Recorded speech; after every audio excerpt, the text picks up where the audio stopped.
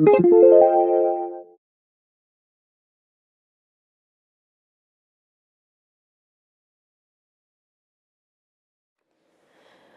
to show you how to knit a potato chip scarf, and you can get the pattern for the one that I have here on the blog, sapphiresandpearls.blogspot.com.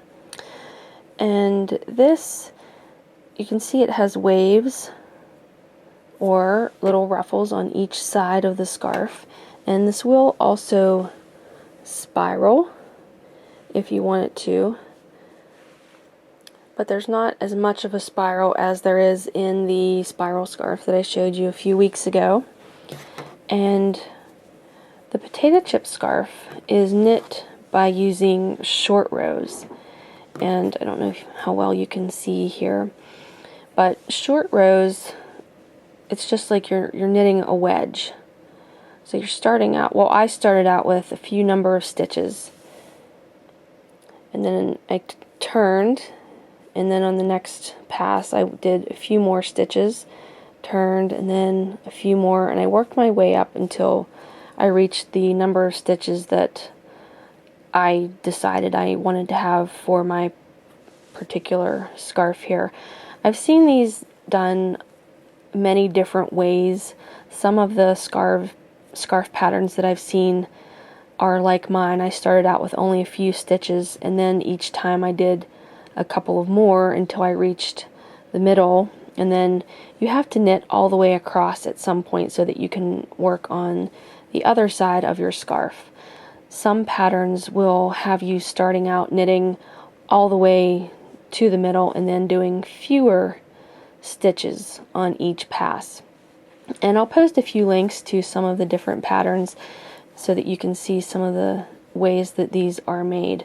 But for the scarf here, I'm just going to show you how I did it. So I've just cast on, I think I have 17 stitches here. Let me check. Yeah, I have 17 stitches here. And I just wanted to tell you that it's going to take a little while into your knitting before you start to see your waves or potato chips start to appear. So if you're knitting and you're not seeing anything happen, try not to get discouraged, because it does take a while for the scarf to start ruffling or waving. So I'm going to just start out by knitting 2 stitches here, and now I'm going to turn. And you could do a wrap and turn if you like. For my scarf, I did not. And the wrap and turn, a lot of knitters will do because it helps prevent holes. But in my scarf here, I really didn't have too much of a problem with any big gaping holes, so I didn't bother with the wrap and turn, but you could wrap your stitches if you want to. So I've knit my 2 stitches. Now I'm going to turn around, and I'm just going to knit those 2 stitches again.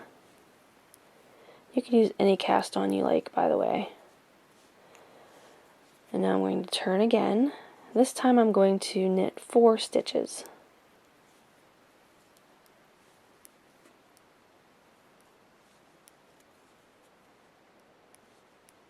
And now I'm going to turn, knit those same 4 stitches again.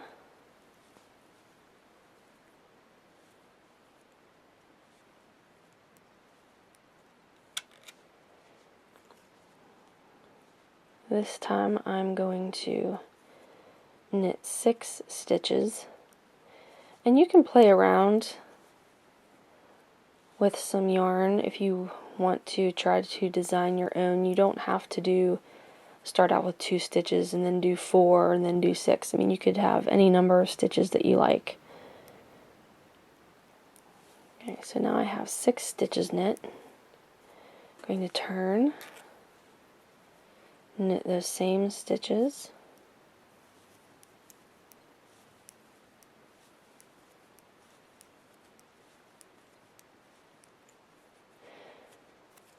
And now I'm going to knit 8 stitches.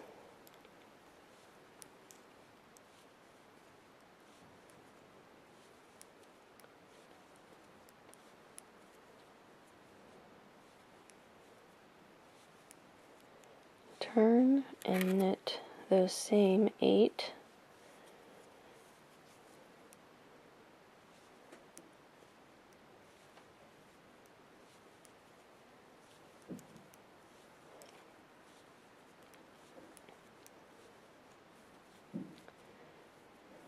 Okay, you can see here already, obviously I have some shaping going on. And at this point I think I'm going to knit all the way across so that I can make a ruffle on this side of my scarf. Now some of the patterns that I've seen, like I said, this is a wedge, as you can see, and some of the potato chip scarf patterns that I've seen have the wedges overlapping, but on my scarf what I did, I left one stitch. I don't know if you can see it here or not. I left one stitch that was only worked on the fully knit row all the way up. So my wedges, they never overlap, they just kind of meet in the middle. But I have seen some patterns where the wedges overlap. So again, it depends on what yarn and needles you use. So if you just want to play around and see what you like best. And for this sample, I am just going to knit all the way across now.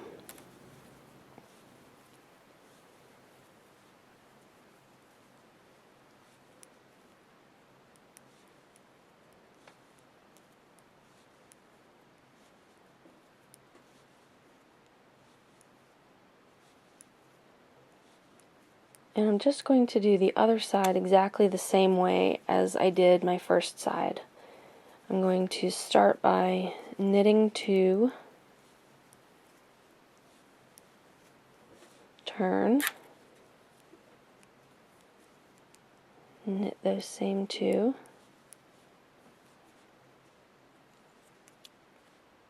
now I'm going to knit 4,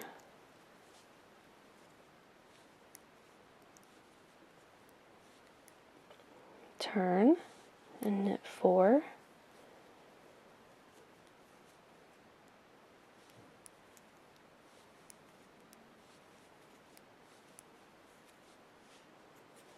now I'm going to knit 6,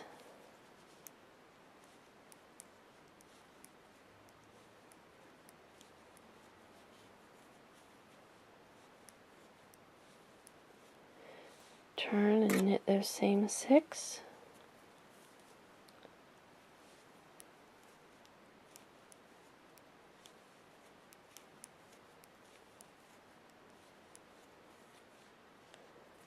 now I'm going to knit 8,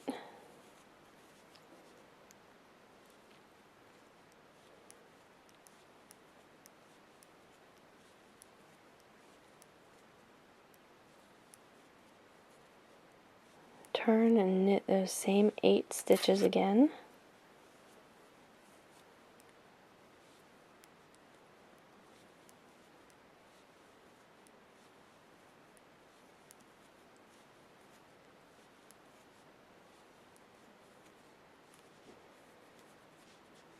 and now, since I've reached 8 stitches, which you would work to whatever number you have determined for your scarf, or if you're following a pattern, you would just do what the pattern directs you. I'm going to knit all the way across now so that I can again work on the other side of my scarf and add my next wedge.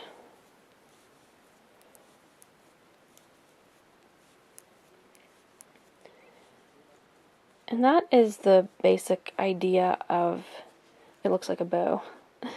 That's the basic idea of knitting the potato chip scarf. And you're just going to continue making your wedge or your ruffle on one side, and then at some point you will knit all the way across all of your stitches and work on the other side of your scarf. And like I said, it will take a while before you begin to see the ruffles. Obviously right away you can see there is something going on here, but it does take a while to see the pretty waves that you get on the potato chip scarf. And I did want to mention also, when you bind off your stitches, the top of your scarf is going to look just like your bottom. So here is one end of my scarf, and then down here is the other end. This is my cast on edge, and this is my bind off edge. So they look the same. So that is knitting a potato chip scarf. And like I said, you can get the pattern for this one here on the blog, which is sapphiresandpearls.blogspot.com.